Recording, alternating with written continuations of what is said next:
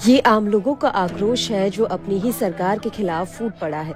Israel की राजधानी में हजारों की तादाद में जुटे लोग एक ही आवाज में बस एक ही मांग कर रहे हैं, हमास के चंगुल में फंसे इजरायली बंधकों की सकुशल वापसी। इसको लेकर इजराइल के लोग लंबे समय से प्रदर्शन कर रहे हैं। बंधकों के परिजनों का सब्र का बांध टूटता जा रहा है, जो अब उनके प्रदर्शनों में भी साफ तौर से झलक रहा है।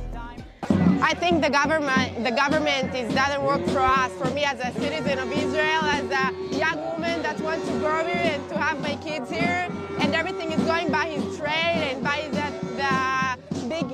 big idea of Bibi is not going to jail. And we hope we have a better leader and a better generation up to next year.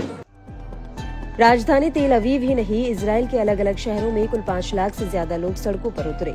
हाथों में पोस्टर और बैनर लिए प्रदर्शनकारी नेतन्याहू सरकार के खिलाफ जमकर नारेबाजी करते हुए दिखे। इजरायली सैन्य मुख्यालय और सैन्य अड्डे के बाहर गाजा जंग के खिलाफ नारेबाजी हुई। ये दुख और गुस्सा इसलिए बढ़ गया क्योंकि हाल में इजरायली बंधकों के शव गाजा से बरामद हुए हैं। इससे इजरायली बंधकों की वापसी की उम्मीद लगाए लोगों को तगड़ा झटका लगा है। उनकी उम्मीदों पर पानी फिरता नजर आया है। वहीं इजरायली पीएम को लेकर गुस्सा देखने को मिला है। बंधकों के मारे जाने की खबर लगते ही अंदर खाने उबल रहे इजरायलियों के गुस्से को भड़का दिया। मालूम हो कि युद्ध के खिलाफ तो इजरायली काफी समय से प्रदर्शन कर रहे हैं, मगर इस बार का उबाल तो नेतन्याहू सरकार तक को हिलाकर रख देने वाला है। प्रदर्शनकारी तेल अवीव, यरूशलेम और अन्य कई शहरों में इजरायली झंडा अपने हाथों में लेकर निकले। This is the 435 day. This is the rally of Saturday evening, pushing for a deal. Where there is a deal now on the table, and they say that perhaps it's for this month. And we hope it's true. We get another release of Hamas hostage movie, and we see that we don't know if he's alive or not, and it's demonstrated for releasing them and get the deal done as soon as possible. Israeli प्रदर्शनकारियों ने PM Netanyahu पर Hamas के साथ बातचीत में जानबूझकर बाधा डालने का आरोप लगाया। इस दौरान हमास की कैद में फंसे मतन जांगोकर की मां ने चेतावनी दी कि अगर वह उनके बेटे की सुरक्षित वापसी नहीं करवा पाते हैं तो नेतन्याहू के लिए सबसे बुरा सपना बन जाएंगी।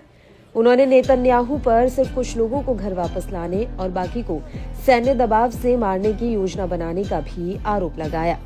उन्होंने कहा, मैं वार्ता में अधिकारियों के साथ बातचीत से जानती हूँ कि मतन को वापस लाने का आपका कोई इरादा नहीं है। आपने मुझसे झूठ बोला।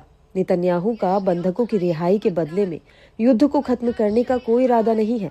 मैं धमकी नहीं दे रही हूँ, मैं तुम्हें बता रही हूँ, तुम्हें कोई माफी नहीं मिलेगी, कोई दया नहीं मिलेगी। अगर मेरा बेटा बॉडी बैग में घर में आता है तो मैं व्यक्तिगत रूप से तुम्हारा पीछा करूंगी। मैं तुम्हारा सबसे बड़ा बुरा सपना बन जाऊंगी।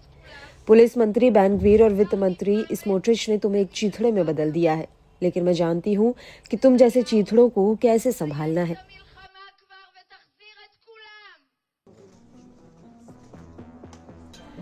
हाल में दावा किया गया कि इजराइल ने बंधकों को रिहा करने के लिए खास समझौते पर साइन किए हैं। इसमें खास तौर से बुजुर्ग, बीमार और महिलाओं की वापसी की बात कही गई है। इस पर hostage and missing families forum ने कहा कि किसी भी समझौते में सभी बंधकों की एक साथ वापसी सुनिश्चित करनी चाहिए। फोरम ने जोर देकर कहा कि इजरायली सरकार को आंशिक समझौते के लिए प्रयास नहीं करना चाहिए, एक ऐसा समझौता जो पीछे छोड़े गए लोगों को मौत की सजा देता है। बहरहाल, बंधकों की रिहाई पर समझौता न हो पाने के लिए इजरायली पीएम नेतन्याहू ने हमास नेता को दोषी ठहराते हुए कहा है कि हत्याओं से पता चलता है कि वो कोई समझौता नहीं चाहते। नेतन्याहू का कहना है कि दिसंबर से हमास वास्तविक वार्ता करने से मना कर रहा है। ऐसे में फिलिस्तीनी ही नहीं, अधिकतर इजरायली भी अब गाजा युद्ध को रोकने की मांग करने लगे हैं।